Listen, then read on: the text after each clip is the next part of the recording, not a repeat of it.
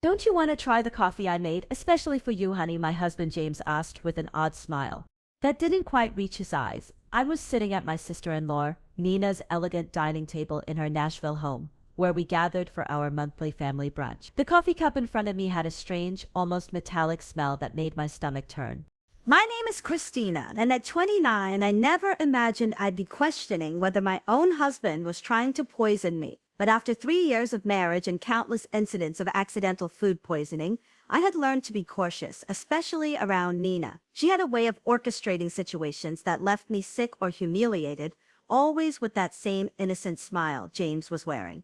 "Now, how thoughtful of you," I replied, forcing a smile while my mind raced. The aroma wafting from the cup was unlike any coffee I'd smelled before. It reminded me of the time last month when I'd ended up in urgent care after drinking tea at Nina's house. The doctors couldn't explain my symptoms, and Nina had insisted she'd made the tea exactly the same way she made her own. Nina, across the table, watched me intently, idly stirring her untouched coffee. James has become quite the barista lately, she remarked with a smirk. He's been practicing different brewing methods just for you. The emphasis on "for you" sent a chill down my spine. I've noticed James spending more time at Nina's house recently, claiming they were ran a surprise for our upcoming anniversary. Yet, something felt off. Hushed conversations that ceased when I entered the room, the strange texts I glimpsed on his phone, and now this coffee with its peculiar scent. I lifted the cup, feigning a sip, while scrutinizing their expressions. James and Nina exchanged a quick glance that confirmed my suspicions. Making a show of checking my phone, I abruptly stood up. "Oh, would you look at that? I need to make a quick call for work. Nina, would you mind if I use your study?" As I walked past Nina's place setting, I deliberately stumbled, quickly switching our coffee cups in the confusion of steadying myself. "I'm so sorry," I exclaimed, straightening up. "I'm such a klutz." Sometimes Nina waved off my apology with a tight smile. "Just try not to break anything in the study." I nodded and hurried away, my heart pounding through the study's doorway. I could still see them at the table now. I just had to wait and watch from the study doorway. I watched Nina lift the coffee cup to her lips. My stomach clenched with anxiety. Part of me wanted to stop her, to warn her, but I needed to know the truth. I'd spent too many nights in emergency rooms, too many hours doubled over in pain, always after sharing meals with them. It wasn't always like this. When I first met James at a friend's wedding in Nashville 3 years ago, he was charming and attentive. Nina had seemed welcoming too, inviting me to family gatherings and offering to help plan our wedding. But looking back, I should have noticed the red flags, the way she would accidentally spill things on my dress at important events, or how my food always seemed to have extra seasoning when she helped cook the incident. Started small, an upset stomach here, a mild allergic reaction there. James always had an excuse ready. Maybe it was something you ate earlier, or you must be coming down with something. But the pattern was becoming clear. The worst was 2 months ago when I ended up hospitalized after eating breakfast at their house. The doctors found traces of something in my system they couldn't identify, but James convinced everyone I must have taken some expired medication. I gripped the doorframe, watching as Nina took another sip of the coffee. James was typing on his phone, seemingly unconcerned. My own untouched cup sat cold on the table where I'd left it. The metallic smell still lingered in my nose, making me shudder. A slight tremor in Nina's hand caught my attention. She sat down the cup, her face suddenly pale. "James," she said, her voice shaking, "something's wrong." James looked up, his expression changing from confusion to horror as he realized which cup she was drinking from. He jumped up, knocking over his chair. "Nina, what's happening?" Nina's hands were trembling violently. Now I feel she tried to stand but stumbled, grabbing the edge of the table for support. "James, what did you put in that coffee?" I stepped out of the study, my phone already recording. James was beside Nina, now his face ashen. "That wasn't supposed to be your cup," he whispered. In the silence of the dining room, his words carried clearly. Nina's eyes widened with a mix of realization and fear. "Call an ambulance," she gasped, sliding to the floor. "Please, I can't." My hands remained steady despite the chaos. I immediately dialed 911. Nina was on the floor, her body now racked with violent tremors. Beside her, James knelt, panic etched across his face, as he realized their plan had spectacularly backfired. Emergency services, yes, we need an ambulance at 450 Maple Grove Drive, I stated clearly into the phone, my other hand still recording. My sister-in-law appears to be having a severe reaction to something in her coffee. She's conscious, but experiencing tremors. As I spoke to the dispatcher, Nina's eyes locked onto mine. The usual cold calculation in her gaze was replaced by raw fear. Christina, she gasped. You switched. You knew, ma'am. The ambulance is on its way. The dispatcher assured me, please stay on the line. James was growing more frantic by the second, Nina. What's happening? That wasn't supposed to. It wasn't meant for. Shut up. James. Nina snapped through grit teeth, her anger momentarily overcoming her distress. This is all your fault. You said it would just make her sick enough to miss the board meeting next week. You promised it wouldn't be traced. My blood ran cold. The board meeting where I was scheduled to present my proposal for a major client account. The same account Nina had been trying to land for months at our competing firms. Everything started clicking into place. The tea last month, I said, my voice surprisingly steady, and the breakfast incident 2 months ago. Those weren't accidents, were they? Nina's face contorted with another wave of pain. The tea that was supposed to keep you home during the Johnson contract presentation, but you went anyway. She clutched her stomach, doubling over. James said, we just needed to discredit you, make clients think you were unreliable. The sound of sirens filled the air outside. James stood up, backing away from both of us. Nina, stop talking. You don't know what you're saying. I know exactly what I'm saying. Nina spat her words, slurring slightly. We've been planning this for months. Ever since Christina started outperforming me at every client meeting. You were supposed to make sure she drank it today. The paramedics burst through the front door, and I quickly stepped aside to let them work. As they loaded Nina onto a stretcher, I stopped recording and sent the video to my private email.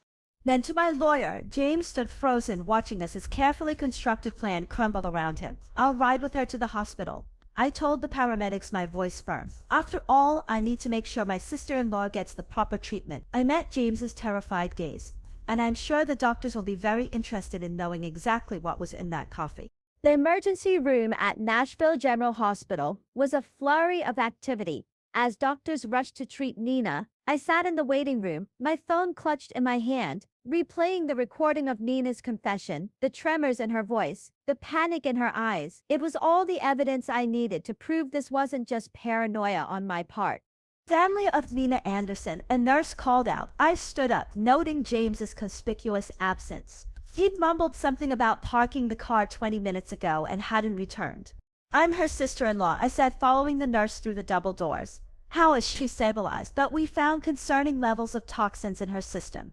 The nurse's expression was grave. The doctor would like to speak with you about some unusual findings in her blood work. Dr. Phillips, a tall woman with graying hair and sharp eyes, was waiting by Nina's room. Miss Bennett, could you tell me exactly what happened before your sister-in-law became ill?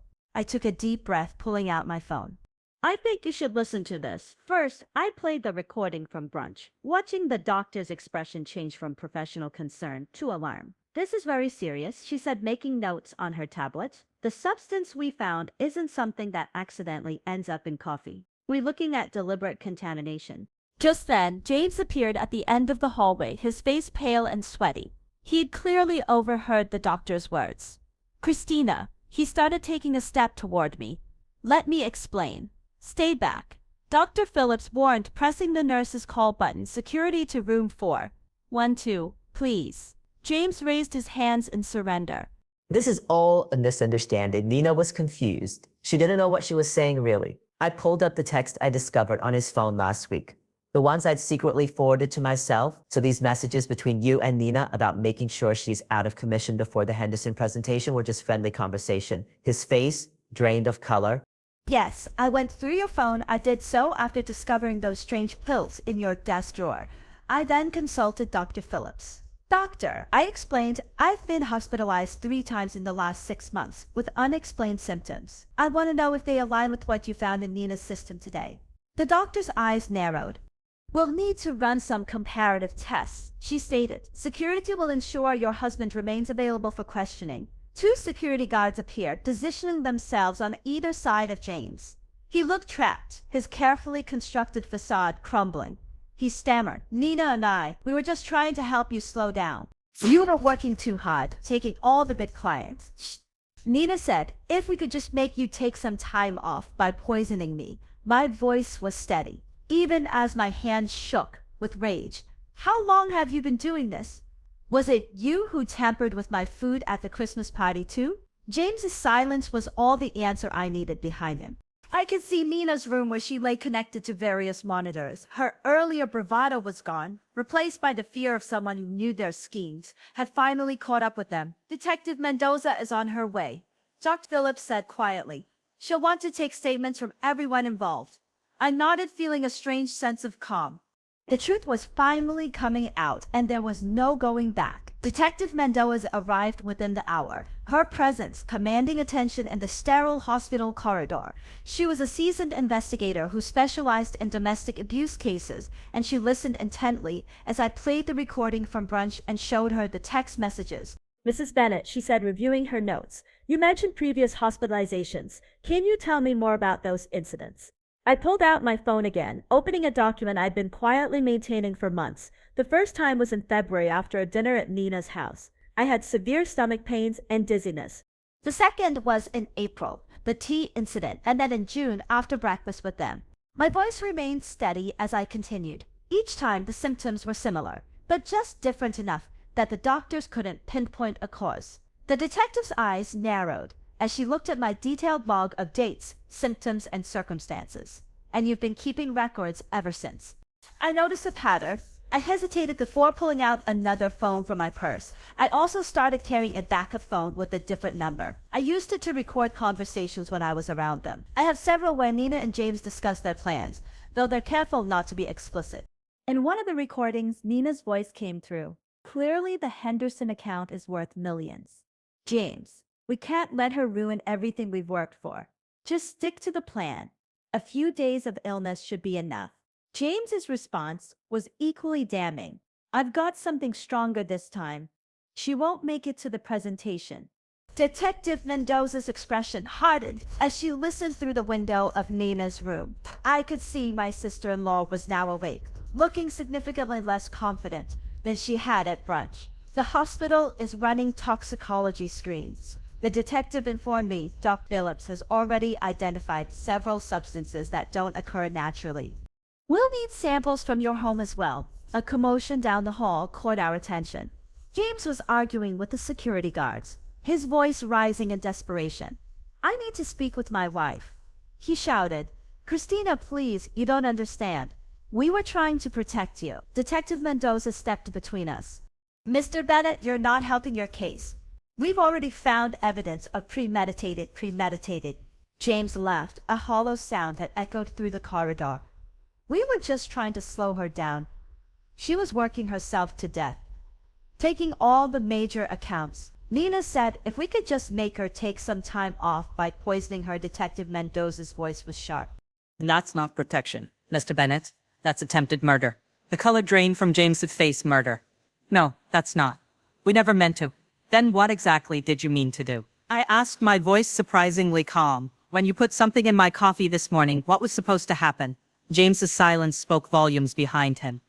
Nina, her face a mix of fear and calculation, watched from her hospital window. I suspected she was already strategizing, trying to contrive an explanation for months of deliberate poisoning, perhaps spinning it as a misguided attempt to help me. "We'll need both of their phones," Detective Mendoza instructed the security guards. "I want officers at both doors.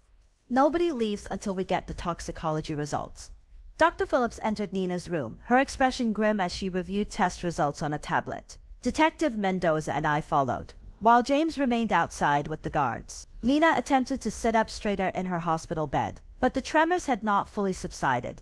The toxicology report shows elevated levels of several substances. Dr. Phillips announced, her voice clinical. "Most concerning is the presence of a particular compound that's typically used in pharmaceutical testing. It's not something the general public should have access to." Nina's face paled. "That's impossible." James said it was just something to cause mild symptoms. "Mild symptoms?" The head detective Mendoza interrupted, taking out her notebook. The ones your sister-in-law experienced over the past 6 months. The door opened and another detective entered, holding an evidence bag. We found these in Mr. Bennett's office desk at the Anderson marketing firm. He reported presenting several small bottles with clinical labels along with detailed notes about dosages and reactions. I felt my knees weaken as I realized the full scope of their plan. You are documenting everything like some kind of experiment. It wasn't like that. Nina protested, but her voice wavered. We just needed to track what worked. The first few attempts weren't effective enough. You kept showing up to meetings anyway, so you increased the dosages. Detective Mendoza concluded, examining the bottles. Did you know these substances could be lethal in higher concentrations? The room fell silent. James, still visible through the window, sank into a chair in the hallway, his head in his hands. The Henderson account, I said slowly, pieces clicking into place. It wasn't just about that presentation, was it? You needed me out of the way permanently, because the client specifically requested me as their lead. Nina's face contorted with a mixture of anger and fear.